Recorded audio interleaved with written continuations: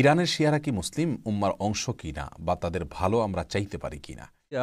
এটা এমন একটি সম্প্রদায়, শিয়াদের পরিচয় জানার আগে শিয়া শব্দের অর্থ আমাদের জেনে নেওয়া দরকার। শিয়া শব্দটি বলতে মূলত দল, উপদল বা অনুসারীদের কোনো গোষ্ঠী এটা বোঝানো হয়। শিয়া বলতে বোঝানো হয় শিয়াতু আলিয়িন বা আলী রাদিয়াল্লাহু তাআলা আনহুর অনুসারী গোষ্ঠী, এদেরকে শিয়া বলা হয়। বা আলে বাইত রাসূল করিম সাল্লাল্লাহু আলাইহি সাল্লামের পরিবার কেন্দ্রিক যাদের ভক্তি, বিশ্বাস এগুলো গড়ে উঠেছে তাদেরকে সাধারণত শিয়া বলা হয়। শিয়াদের উৎপত্তি এটা সাহাবায়ে কেরাম রিদওয়ানুল্লাহ তাআলা আজমাইন তাদের যুগ থেকেই বলতে পারি।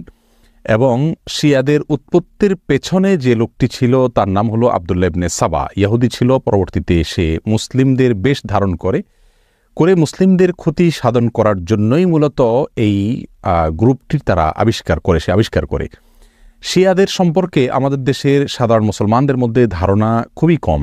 আমরা অনেকেই মনে করি মুসলিমদের মধ্যেই একটি সাধারণ দল শিয়া, অথচ শিয়াদের যে সমস্ত বিশ্বাস আছে সে বিশ্বাসগুলো ইসলামের একেবারে মৌলিক বিশ্বাসগুলোর সাথে অনেকগুলো বিশ্বাস আছে যেগুলো সাংঘর্ষিক।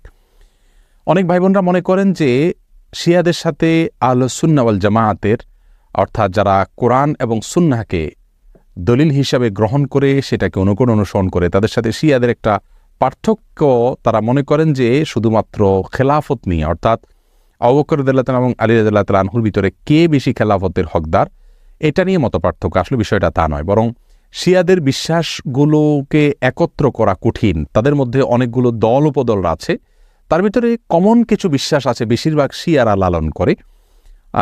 তার ভিতরে একটি হলো তারা কালিমাতুত তাওহীদ আমরা যেটা বলি এটাকে যথেষ্ট মনে করে না। তারা মনে করে লা ইলাহা ইল্লাল্লাহ মুহাম্মাদুর রাসূলুল্লাহ এবং আলিয়ুন ওয়ালিউল্লাহ এটাও স্বীকৃতি দিতে হবে, মুখে উচ্চারণ করতে হবে, তারপর মানুষ মুসলিম হবে।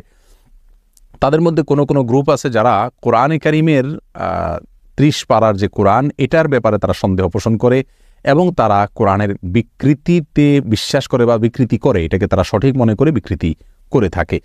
তাদের মধ্যে বড় অংশ বা সবচেয়ে বেশি অংশ বলা যেতে পারে, প্রায় সবাই বলা যেতে পারে, তারা সাহাবীদেরকে সবাইকে কয়েকজন বাদে আলী রাদিয়াল্লাহু তাআলা আনহু, আব্বাস রাদিয়াল্লাহু তাআলা আনহু সহ কয়েকজন বাদে হাসান হোসেন, ফাতেমা রাদিয়াল্লাহু তাআলা আনহুম সহ আহলে বাইত যারা তারা ছাড়া বাকিদেরকে তারা কাফের মনে করে এবং সাহাবীদেরকে গালমন্দ করাটা এটাকে তারা সওয়াবের কাজ মনে করে, ইবাদত মনে করে।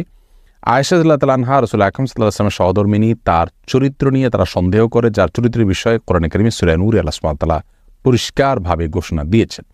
যাই হোক, এ হলো মোটামুটি শিয়াদের কয়েকটা জঘন্য বিশ্বাসের আলোচনা। এবারে আসি শিয়াদের একটা বিশেষ দল, তাদেরকে ইসনা আশারিয়া বলা হয়। মূলত ইসনা আশার শব্দের অর্থ হলো 12।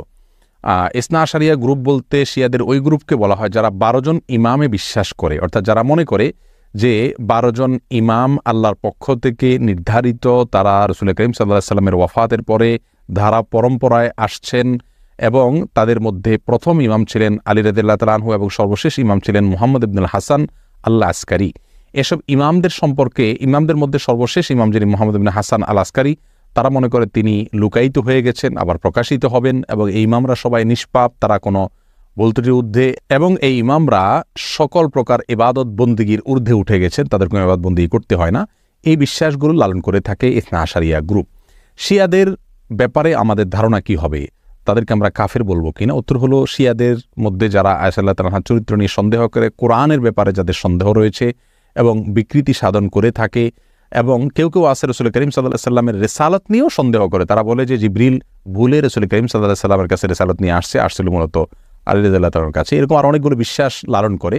এই সম্প্রদায়গুলোকে বা এইরকম বিশ্বাস লালনকারীদেরকে আমরা মুসলিম মনে করতে পারি না। তবে হ্যাঁ, তাদের মধ্যে অনেকগুলো গ্রুপ আছে যাদেরকে সরাসরি কাফের বলা যায় না, তাদের অনেকগুলো ভুল এবং ভ্রান্ত বিশ্বাস রয়েছে। এদের মধ্যে সবচেয়ে সাধারণ যেটা বিশ্বাসের দিক থেকে সবচাইতে তুলনামূলকভাবে কম জঘন্য বলা যেতে পারে সেটা হলো আবু বকর রাদিয়াল্লাহু তাআলা চাইতে আলী রাদিয়াল্লাহু তাআলাকে খেলাফতের জন্য অধিক হকদার মনে করা। শিয়াদের অনেকগুলো ভ্রান্ত বিশ্বাস নিয়ে বিস্তারিত এবং বিশদ আলোচনা করা দরকার, তা না হলে তাদের বিষয়ে আমাদের ধারণা পরিষ্কার হবে না। একজন মুসলিম হিসাবে আমাদেরকে সঠিক ধারণা যেমন রাখতে হবে, তেমনিভাবে ইসলামের বিষয়ে কারা কি ভুল ধারণা লালন করে সেগুলো আমাদের জানতে হবে। কোরআন নিয়ে যারা সন্দেহ করে, সাহাবীদেরকে যারা গালমন্দ করে, সাহাবীদেরকে যারা কাফের মনে করে এবং রাসূল করিম সাল্লাল্লাহু আলাইহি ওয়াসাল্লামের সহধর্মিণীর চরিত্র নিয়ে যারা সন্দেহ করে, কোরআনের বিকৃতি যারা সাধন করে এদের ব্যাপারে আমাদের ধারণা কি হওয়া উচিত সেটা আমার মনে হয় যে কোনো সাধারণ দর্শক শ্রোতাই আমরা সহজেই সিদ্ধান্ত নিতে পারবো। আল্লাহ তাআলা আমাদের ইরানে যে সমস্ত শিয়ারা আছেন এবং পৃথিবী জুড়ে যে সমস্ত শিয়ারা আছেন এই সমস্ত শিয়াদের বেশিরভাগই এমন এমন আকীদা পোষণ করেন যার ফলে তারা আসলে ইসলামের গণ্ডি থেকে তারা অনেকটাই বের হয়ে যান, যার ফলে তাদেরকে আমরা মুসলিম উম্মার অন্তর্ভুক্ত মনে করতে পারি না। তারা আহলে কেবলা হওয়া সত্ত্বেও, আমাদের কেবলাকে কেবলা মানা সত্ত্বেও তাদেরকে আমরা মুসলিম ভাই বোন মনে করতে পারি না, কারণ তারা যখন কোরআন নিয়ে সন্দেহ করে, সংশয় করে, তারা যখন রাসূলের রিসালাত নিয়ে সন্দেহ করে, সংশয় করে, তখন তাদেরকে মুমিন বলার কোনো কারণ থাকতে পারে না। শিয়াদের অনেক আকীদা বিশ্বাস এই টাইপের রয়েছে। তবে হ্যাঁ, শিয়াদের মধ্যে জাইদিয়া এবং আরও দু একটি কিছুটা শিথিল কিসিমের শিয়া আছে যাদের মধ্যে মূল সমস্যার জায়গা হলো খেলাফত নিয়ে। আবু বকর সিদ্দিক রাদিয়াল্লাহু তাআলা আনহু খলিফা নির্বাচিত হয়েছেন, তারা মনে করেন যে না, এটা উচিত হয়নি, যোগ্য ছিলেন, উপযুক্ত ছিলেন আলী রাদিয়াল্লাহু তাআলা আনহু। এক্ষেত্রে সাহাবীদের প্রতি নির্দিষ্ট কিছু সাহাবীদের মধ্যে তাদের কিছু বিরাগ আছে। এই টাইপের যারা আছে এদেরকে আমরা মুসলিম বলতে পারি মৌলিকভাবে কাফের বলার মতো কারণ না থাকার কারণে, কিন্তু এরাও প্রচণ্ড রকমের গোমরাহ এবং বিভ্রান্ত এবং হক থেকে বহু দূরে, এটা বলাই বাহুল্য। আমরা চেষ্টা করব ইনশাআল্লাহ শিয়াদের নিয়ে খুব অল্প সময়ের মধ্যে আপনাদের সামনে হাজির হতে, শিয়াদের সম্পর্কে আমরা ধারণা দেওয়া যায় এরকম একটি পূর্ণাঙ্গ আলোচনা আমরা উপহার দেওয়ার চেষ্টা করব। আমাদের জন্য দোয়া করবেন ইনশাআল্লাহ বিইذনিল্লাহ। এরপর ভাই রিদওয়ান, ইরানে যে সমস্ত শিয়ারা আছেন এবং পৃথিবী জুড়ে যে সমস্ত শিয়ারা আছেন এই সমস্ত শিয়াদের বেশিরভাগই এমন এমন আকীদা পোষণ করেন যার ফলে তারা আসলে ইসলামের গণ্ডি থেকে তারা অনেকটাই বের হয়ে যান, যার ফলে তাদেরকে আমরা মুসলিম উম্মার অন্তর্ভুক্ত মনে করতে পারি না। তারা আহলে কেবলা হওয়া সত্ত্বেও, আমাদের কেবলাকে কেবলা মানা সত্ত্বেও তাদেরকে আমরা মুসলিম ভাই বোন মনে করতে পারি না, কারণ তারা যখন কোরআন নিয়ে সন্দেহ করে, সংশয় করে, তারা যখন রাসূলের রিসালাত নিয়ে সন্দেহ করে, সংশয় করে, তখন তাদেরকে মুমিন বলার কোনো কারণ থাকতে পারে না। শিয়াদের অনেক আকীদা বিশ্বাস এই টাইপের রয়েছে।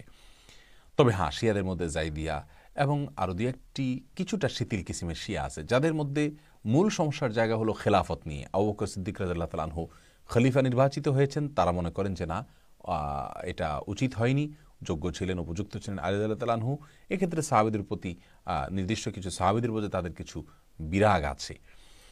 এই টাইপের যারা আছে এদেরকে আমরা মুসলিম বলতে পারি মৌলিকভাবে কাফের বলার মতো কারণ না থাকার কারণে, কিন্তু এরাও প্রচণ্ড রকমের গোমরাহ এবং বিভ্রান্ত এবং হক থেকে বহু দূরে, এটা বলাই বাহুল্য। আমরা চেষ্টা করব ইনশাআল্লাহ শিয়াদের নিয়ে খুব অল্প সময়ের মধ্যে আপনাদের সামনে হাজির হতে, শিয়াদের সম্পর্কে আমরা ধারণা দেওয়া যায় এরকম একটি পূর্ণাঙ্গ আলোচনা আমরা উপহার দেওয়ার চেষ্টা করব। আমাদের জন্য দোয়া করবেন ইনশাআল্লাহ বিইذনিল্লাহ।